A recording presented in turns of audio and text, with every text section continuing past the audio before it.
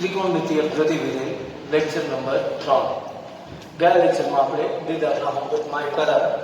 જો થયા હોય કે ન થયા હોય તમે મને કહી શકો. મારા વોટ્સએપ નંબર 9878 41 42 5 આ નંબર ઉપર વોટ્સએપ કરી. જો ન આવડતા હોય કે એવું કંઈ હોય તો મને ડિફિકલ્ટીમાં આ નંબર ઉપર કહેવા.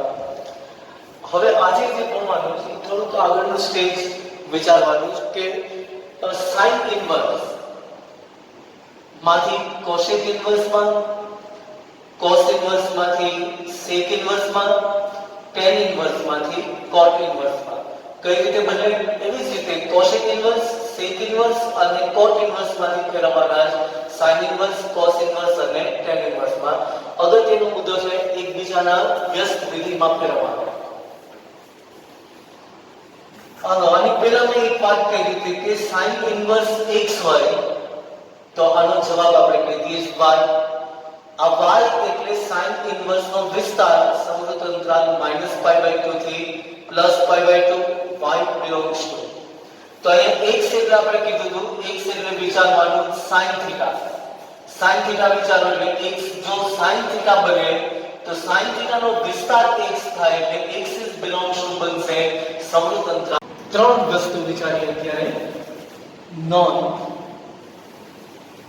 પહેલી, કોસેક ઇન્વર્સ x ને ફેરવી દેવાના sin ઇન્વર્સમાં. બીજું, સેક ઇન્વર્સ x ને ફેરવીએ cos ઇન્વર્સમાં. અને ત્રીજું, કોટ ઇન્વર્સ x ને ફેરવી દેવાના tan ઇન્વર્સમાં. હવે અહીંયા કોસેક ઇન્વર્સ છે.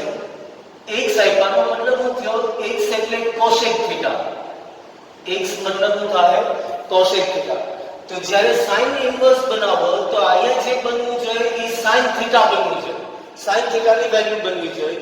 તો કોસેક થીટા જો x હોય તો sin થીટાની વેલ્યુ કેટલી થાય? 1/x. તો sin ઇન્વર્સમાં એ મૂલ્ય તમારે લખી દેવું પડે 1/x.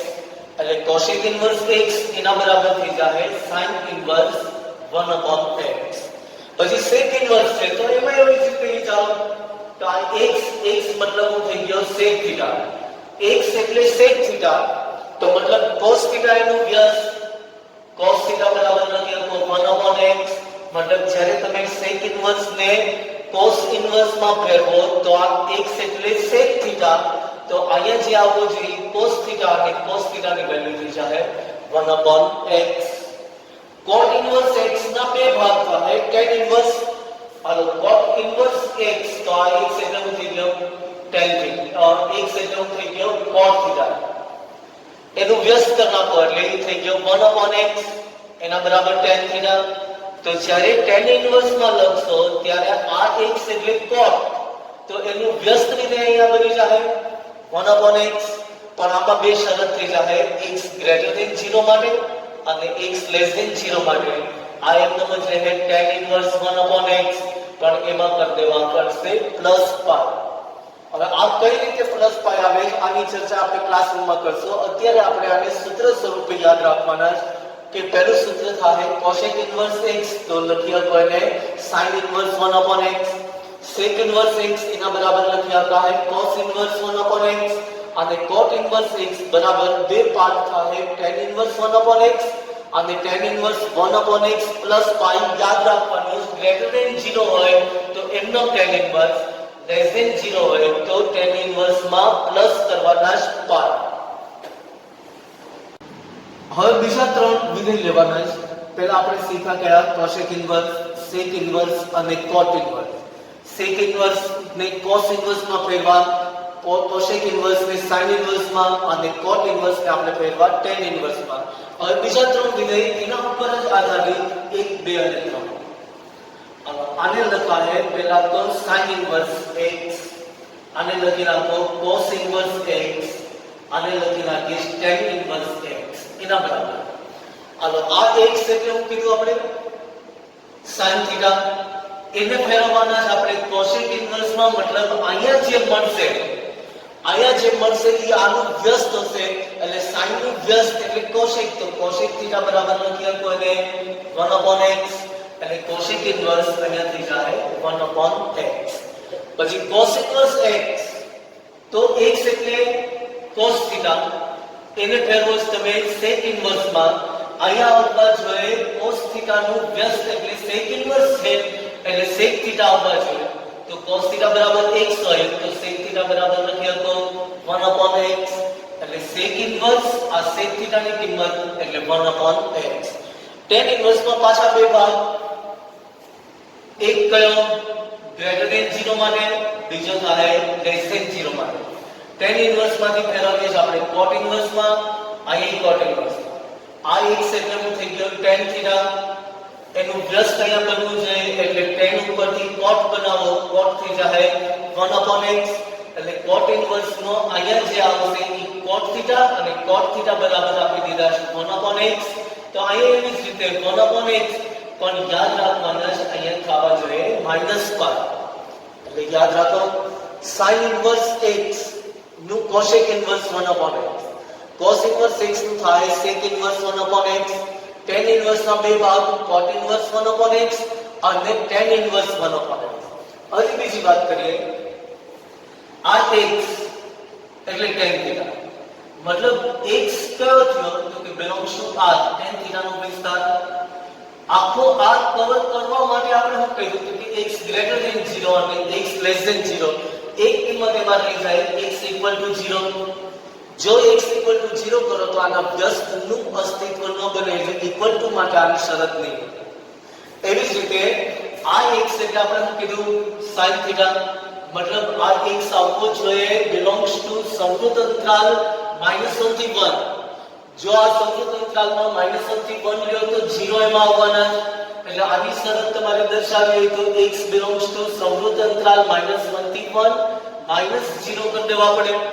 એક 0 ની કિંમત એમાંથી કાઢો, કારણ કે 0 લેતા આ x નું વ્યસ્ત અસ્તિત્વ ધરાવતું નથી. એવી જ રીતે cos ઇન્વર્સ માં આ x એટલે શું થઈ ગયો cos થીટા, મતલબ cos થીટા નો વિસ્તાર મતલબ સમૃદ્ધ અંતરાલ -1 થી 1, તો સમૃદ્ધ અંતરાલ -1 થી 1 આ વેલ્યુ આવતી હોય તો એમાં 0 આવશે. x belongs to સમૃદ્ધ અંતરાલ -1 થી 1, 0 આવશે એટલે માઈનસ કરી દેવા પડે 0, અથવા આને તમે આમે લખ્યો તો x not equal to 0 લખ્યો તો આને x not equal to 0. મતલબ અહીંયા જે આવે છે એના વિસ્તાર પ્રમાણે એને ગોઠવણી કરવાની છે. આ x તો વિસ્તાર થઈ ગયો સમૃદ્ધ અંતરાલ -1 થી 1, x નો 1/x થાય એટલે -0 કરો અથવા બાજુમાં લખી નાખો x not equal to 0. એવી જ રીતે cos ઇન્વર્સ x માં x belongs to થાય સમૃદ્ધ અંતરાલ -1 થી 1, -0 કરો અથવા લખી નાખો x not equal to 0. tan inverse x માં બે ભાગ થયા, x greater than 0 અને x less than 0, એટલે equal to 0 નો એમાં ઉલ્લેખ થયેલો નથી. શરૂઆતમાં ત્રણ સૂત્ર લખ્યા, એમાં શરત મેં આ બેમાં જ આપી હતી કે x greater than 0 અને x less than 0 અહીંયા કરીએ આપણે +π less than 0 હોય ત્યારે અહીંયા એક નિયમ આવ્યો કે x નો આવ્યો equal to 0 ના થાય, x not equal to 0 મતલબ x નો 1/x થાય, અસ્તિત્વ ન મળે. હવે આ x એટલે શું થાય જનરલી cosec થીટા, અને cosec થીટા નો વિસ્તાર કયો તો કે x belongs to r minus વિવૃત અંતરાલ -1 થી 1, એટલે કે જે 0 આવતો જે ભાગ આમાં છે -1 થી 1 એ તો હાથમાંથી કાઢ નાખ્યો, અહીંયા આપણે આ વસ્તુ કહેવાની જરૂર નથી. સીધું જ કહ્યું તો x belongs to r minus વિવૃત અંતરાલ -1 થી 1, એટલે જે માઈનસ ભાગ કર્યો છે એમાં 0 નીકળી ગયો, એટલે અહીંયા શરત ખાલી કોસેકના વિસ્તાર માટેની. એવું આમાં બનશે x એટલે શું કીધું આપણે sec થીટા, sec થીટા નો વિસ્તાર શું થાય કે r minus વિવૃત અંતરાલ -1 થી 1, 0 નો એમાં સમાવેશ નથી થતો, મતલબ આ x સીધો લખી નાખો belongs to r minus વિવૃત અંતરાલ -1 થી 1. અહીંયા x એટલે cot થીટા નો વિસ્તાર r માં 0 નો સમાવેશ થાય. બે શરતથી મળે છે x less than 0 અને x greater than 0 કે જેમાં x equal to 0 નો ઉલ્લેખ કરેલો નથી. હવે sin, cos, tan, cot, sec અને cosec આ બેના વિસ્તાર હતા, આ બેના વિસ્તાર હતા અને આ બેના વિસ્તાર હતા. આનો વિસ્તાર સમૃદ્ધ -1 થી 1, આનો r અને આ થઈ ગયો r માઈનસ વિવૃત અંતરાલ -1 થી 1. ઇન્વર્સ વિધેયની જોડ એવી બનાવવાની છે કે જેના વિધેયના વિસ્તાર સમાન હોય, જેના વિધેયના વિસ્તાર સમાન હોય એના ઇન્વર્સની જોડ બનાવવાની છે. એટલે નોંધમાં પહેલી જોડ બનશે sin અને cos ના વિસ્તાર સરખા, એટલે જોડ બની ગઈ sin ઇન્વર્સ x અને cos ઇન્વર્સ x. પછી tan અને cot ના વિસ્તાર સરખા r, એટલે બીજી જોડમાં થાય tan ઇન્વર્સ x અને cot ઇન્વર્સ x. એટલે tan અને cot ના ઇન્વર્સ વિધેયની એક જોડ બને. પછી sec અને cosec ના વિસ્તાર સરખા, મતલબ ત્રીજી જોડ બનશે sec ઇન્વર્સ x અને cosec ઇન્વર્સ x. સરવાળો એનો થાય π/2 અને π/2. હવે આ વસ્તુ શું થઈ તો કે આ બેઝિક જોડમાં ગઈ sin ની જોડ tan આરે હું કામ નહીં, કે cot ની જોડ cosec આરે કે cos ની જોડ sec આરે, આવી જોડ હું કામ નથી લીધી. આની હું કામ લેવામાં આવે, આની જોડ હું કામ લેવામાં આવે, અને આ sec અને cosec ના જ ઇન્વર્સ ની જોડ કામ લેવામાં આવે. તો એક સામાન્ય ખ્યાલ આપી દઉં. બે વિધેય f અને g હોય, f અને g આ બે વિધેય. હવે એનો તમે સરવાળો કરો છો એટલે એની બેઝિક ક્રિયા છે. એ બેઝિક ક્રિયામાં f નો વિસ્તાર, f નો પ્રદેશ અને g નો પ્રદેશ, આ બેનો છેદગણ ઈ f અને g નો પ્રદેશ બનવો છે. ત્યાંથી ઈ r નો વિધેય થાય, f વિધેય થાય, આવી રીતે df2r, g વિધેય થાય dg2r, એટલે બે વાસ્તવિક વિધેય. પણ એનો જ્યારે બેઝિક ક્રિયા કરવામાં આવે, સરવાળો કરવામાં આવે, ત્યારે બેના પ્રદેશનો છેદગણ એની બેઝિક ક્રિયાના વિધેયનો પ્રદેશ બનવો છે. એટલે કે જો અહીંયા x આપ્યો, અહીંયા x આપ્યો, એનો મતલબ શું થયો, આ બે x સમાન જગ્યાએથી આવવા જોઈએ. એટલે બંધ અંતરાલ -1 થી આ બેને લ્યો તો એની જોડનો સરવાળો π/2 બેઝિક ક્રિયા બનાવી શકો. એવી જ રીતે tan ઇન્વર્સ cot ઇન્વર્સ માં x સમાન છે, બે વિધેયમાં x ની કિંમત તમે મૂકો. હવે આ મૂકો, દાખલા તરીકે sin ઇન્વર્સ અને એની આરે હું રાખી દઉં cosec ઇન્વર્સ, cosec ઇન્વર્સ. તો આનો સરવાળો શક્ય જ નથી, બનાવી જ ન હતો. શું કામ ન બને? અને આ x હું રાખું છું સમૃદ્ધ અંતરાલ -1 થી 1 માં, જ્યારે આનો આ x તમારે લેવો પડે છે ક્યાં? r માઈનસ વિવૃત અંતરાલ -1 થી 1. તો આનો સરવાળો માત્ર ને માત્ર x ની કિંમત 1 અને -1 હોય ત્યારે જ શક્ય બને. એના સિવાયની કોઈ પણ કિંમત માટે જ્યાં sin ઇન્વર્સ વ્યાખ્યાયિત હશે ત્યાં cos ઇન્વર્સ નું અસ્તિત્વ નહીં હોય, cosec ઇન્વર્સ. અને જ્યાં cosec ઇન્વર્સ વ્યાખ્યાયિત હશે ત્યાં sin ઇન્વર્સ નું અસ્તિત્વ નહીં હોય. દાખલા તરીકે x ની કિંમત 1/2 રાખો તો 1/2 ઓલરેડી અહીંયા નથી આવતા cosec ઇન્વર્સ ના વિસ્તારમાં, એ નહીં બને. મતલબ આ x ની કિંમત 1/2 શક્ય નહીં બને. અહીંયા x ની કિંમત 1/2 શક્ય બને. આ બે x જેમાં હરખા હોય ને એની ત્રણ જોડ બને. તો આ x એટલે sin અને cos નો વિસ્તાર, આ x એટલે tan અને cot નો વિસ્તાર, આ x એટલે sec અને cosec નો વિસ્તાર. એવા જ પ્રકારે એની બેઝિક ક્રિયા થઈ અને સરવાળો π/2 આપો. નેક્સ્ટ નોંધ છે tan ઇન્વર્સ માટેના આ સૂત્ર છે. બધા tan ઇન્વર્સ શરત પ્રમાણે જવાબ બદલે છે. tan ઇન્વર્સ x અને tan ઇન્વર્સ y નો સરવાળો, ત્રણ સૂત્ર એ સરવાળો માટે. શરત પ્રમાણે ત્રણેયના જવાબ અલગ. પહેલું છે tan inverse x plus tan inverse y બરાબર થાય tan inverse x plus y ના છેદમાં 1 - xy, કે જ્યાં આ x અને y નો ગુણાકાર 1 કરતા નાનો થવો છે. એટલે શરત થઈ ગઈ xy > y 1 એના બરાબર છે tan ઇન્વર્સ નું સૂત્ર. હવે એવી જ રીતે tan ઇન્વર્સ નું સૂત્ર પણ x અને y નો ગુણાકાર 1 કરતા વધુ હોય તો ઈ સૂત્રમાં પ્લસ y કરવાના છે. tan inverse x plus y છેદમાં 1 - xy આ સૂત્ર, અને xy ની કિંમત ગ્રેટર ધેન 1 એટલે કરી દેવા પડે પ્લસ y. હવે x અને y ની કિંમત નો ગુણાકાર જો 1 થાય તો સીધો જવાબ થઈ જાય π/2. આ સૂત્ર હમણાં આગળ શીખાયમાં કઈ રીતે?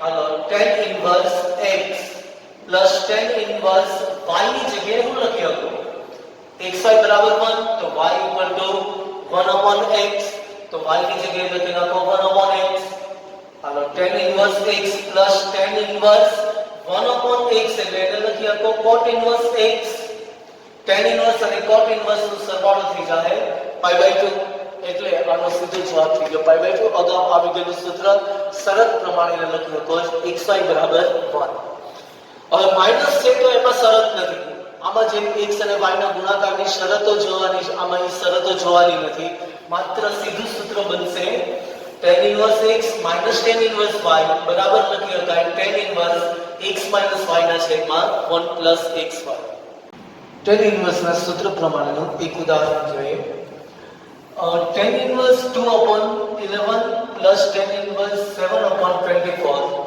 બરાબર સાબિત કરવાના છે tan ઇન્વર્સ 1/2 હાલો આ x આ y x બરાબર 2/11 y બરાબર 7/24 શરત હું x અને y નો ગુણાકાર 1 કરતા વધુ x અને y નો ગુણાકાર 1 કરતા ઓછો અને x અને y નો ગુણાકાર 1 પ્રમાણે આનું સૂત્ર લખવાનું x અને y નો ગુણાકાર 2/11 7/24 અંશ ત્યાં ચબોત અને છેદમાં 11 ગુણાકારમાં 24 એટલે છેદ મોટો હોય મતલબ એની કિંમત થઈ ગઈ <1 x અને y નો ગુણાકાર 1 કરતા ઓછો હોય તો સીધું સૂત્ર લાગે આને કહી દઈએ છીએ ડાબી બાજુ બરાબર tan ઇન્વર્સ સૂત્ર પ્રમાણે થાય x + y ના છેદમાં 1 - x * y x એટલે 2/7 2/11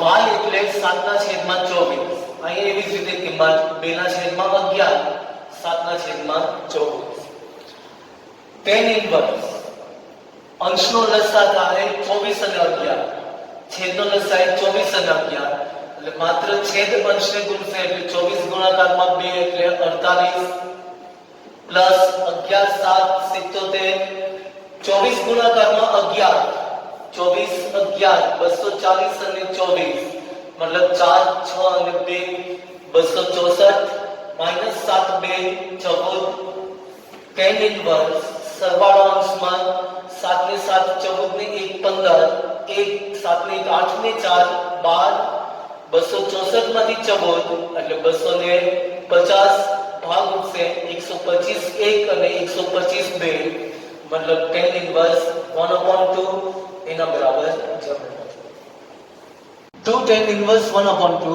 પ્લસ tan ઇન્વર્સ 1/7 ચોથું ઉદાહરણ દાખલા નંબર 4 2.2 નો tan ઇન્વર્સ ના સૂત્રમાં આગળ સહગુણક ન હોય તો સહગુણક 2 છે એટલે 2 વખત લખી નાખો કરી દો 2 ના સહગુણક 1 આ પદને એકદમ રાખી દઈએ tan ઇન્વર્સ 1/7 આ બેનો ગુણાકારનું સૂત્ર કરી નાખો આ x અને કહી દો y x અને y નો ગુણાકાર થાય 1/4 <1 એટલે સીધું સૂત્ર tan ઇન્વર્સ આ x એટલે 1/2 પ્લસ y એટલે 1/2 છેદમાં 1 - x એટલે 1/2 y એટલે 1/2 અને plus tan inverse 1/7 1/2 plus 1/2 1 tan inverse 1 ના છેદમાં લસા થાય છેદમાં 2 4 4 આ બાજુ 4 - 1 ના છેદમાં 4